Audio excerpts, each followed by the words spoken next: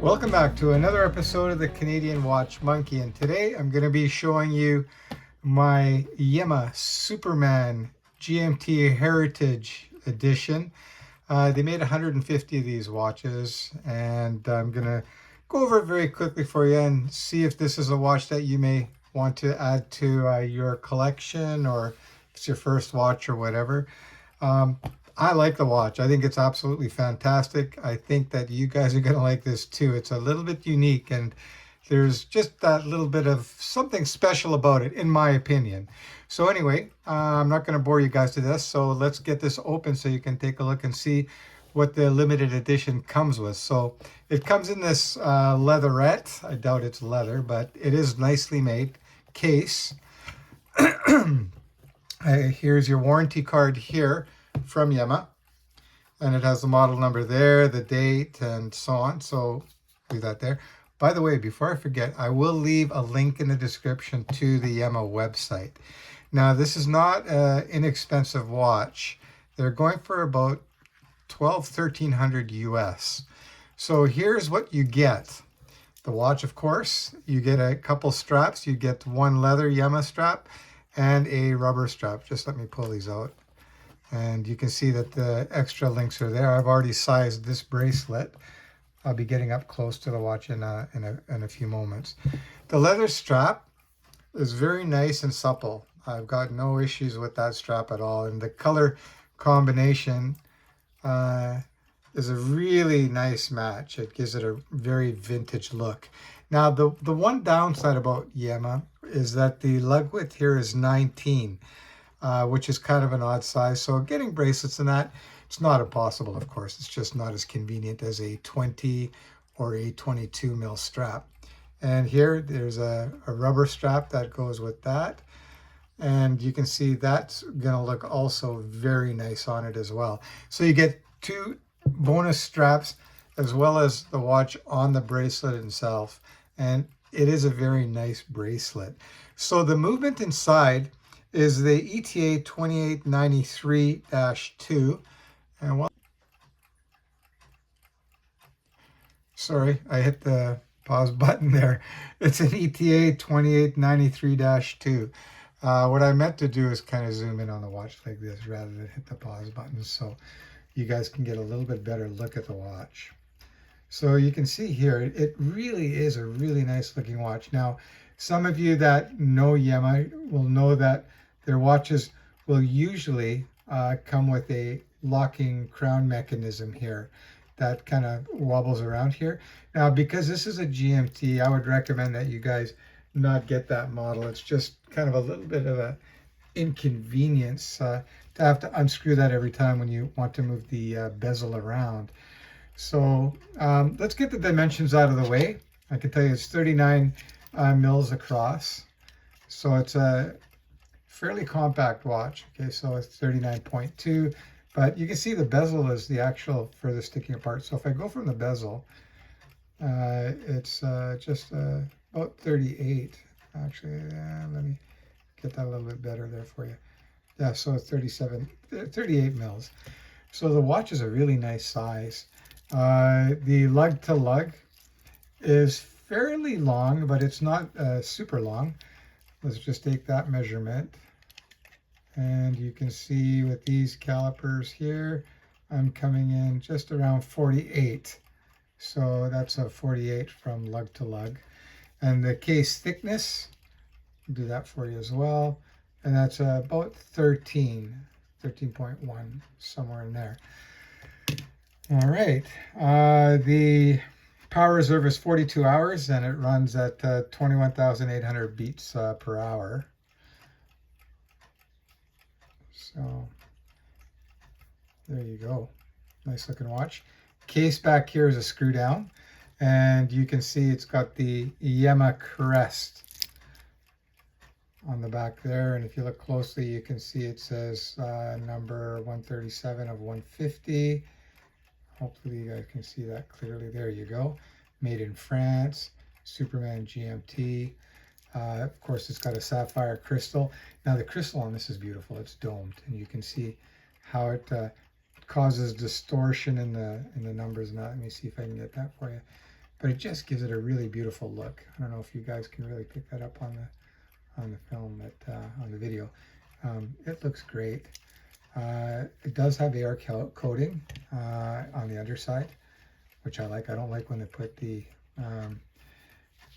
reflective coating on the outside, because it's kind of silly to have something that'll scratch easier than a sapphire.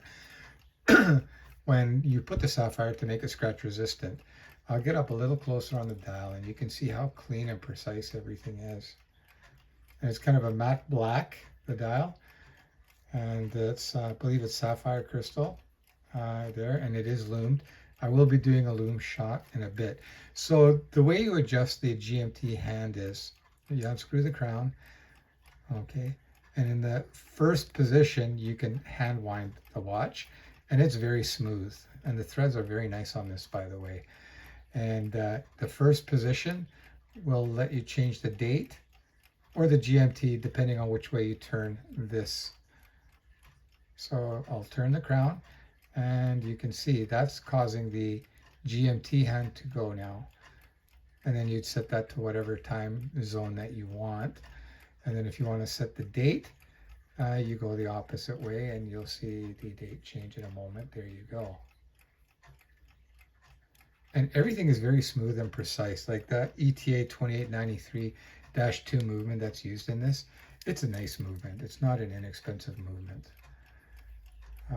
Yeah, so what do you guys think? I think it's a great watch. The bracelet is very nice and thin, quite elegant.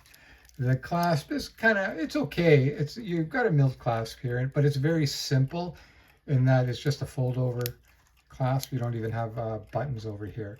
And you can see the Yema branding there as well. And just for comparison, I've got a couple other dive watches here. I've got my Christopher Ward C65, and you can see in comparison, it's quite a bit bigger than the Yema. This is a 41 millimeter. This is a 38. And you can see, I should put that crown back in. You can see it screws down very easily. And I've had this watch for years now. Also, the Christopher Ward is considerably thinner than the Yema. So you can see that there. Big fan of Christopher Ward, by the way. And another watch that I've got here that you can take a look at in comparison is the Oris Diver 65. And this is a smaller version. Again, this is a 40, not the 42. And you can see again, the Yema does appear smaller, especially if you look at the dial. The size of the dial is quite small in comparison. Again, the Oris Diver 65, a great watch.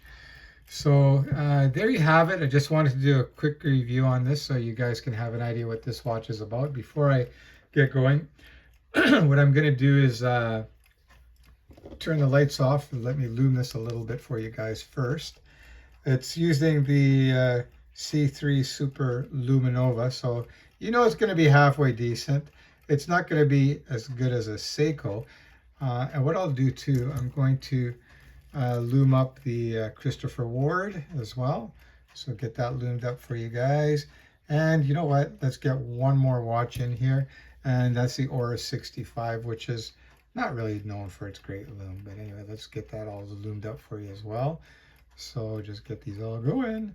And then I'm going to turn this flashlight off, and then I'll turn this main light off here, and then we'll do a quick comparison.